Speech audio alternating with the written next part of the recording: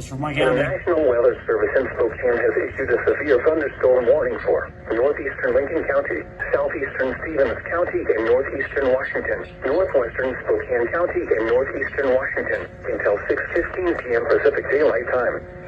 At 5:43 p.m. Pacific Daylight Time, a severe thunderstorm was located 13 miles northwest of Suncrest, or 24 miles northwest of Spokane, moving east at 30 miles per hour.